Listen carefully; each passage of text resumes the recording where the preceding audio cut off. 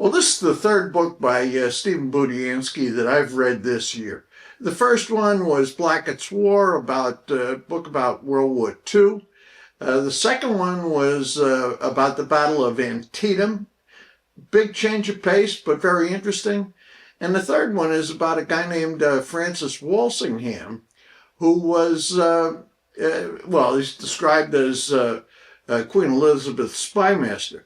Now, I've got to say, I'm totally impressed with the range of interests that Stephen Budiansky has. A very, very interesting guy. But let me get back to this book, Her Majesty's Spymaster. Now, when I picked it up, I kind of had the vague impression that what I was going to read about was a kind of Tudor version of MI5 and MI6. And that Francis Walsingham was kind of a Q, a control, or whatever you want to call it, in some kind of a spy story. Turns out he's really not. I mean, he's got spy stuff going on. I'll get to that in a minute. But he's actually a very, very close advisor to Queen Elizabeth. And I found him a very, very interesting man. In fact, he... maybe at the time, apart from Lord Burleigh, he may have been her closest advisor. And he was in charge of all her correspondence. He gave her all kinds of policy recommendations on foreign policy, on domestic policy, and things like that. Very interesting man. Now, he did have a whole range of informants in France, the Low Countries, UK.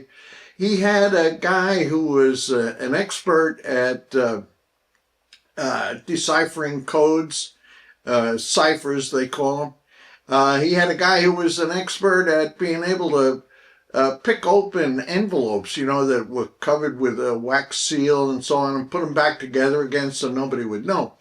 Now, the main thing that he was concerned about was keeping Queen Elizabeth alive.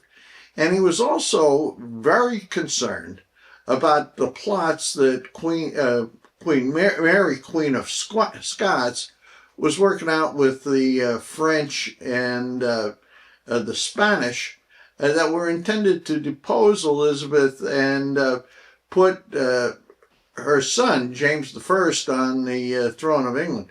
Very interesting set of challenges.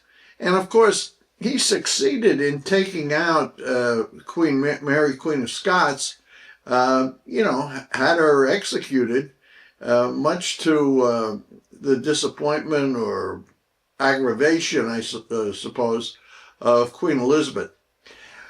Very, very interesting book. I'm not going to say, I have no idea. I'm sure it's not the authoritative story of Francis Walsingham. But I found it a very, very interesting one. And it kind of expanded my knowledge, I think, of what was going on in Elizabeth's court. Very, very good book. I recommend it, especially if you're a fan of the Tudor period in UK.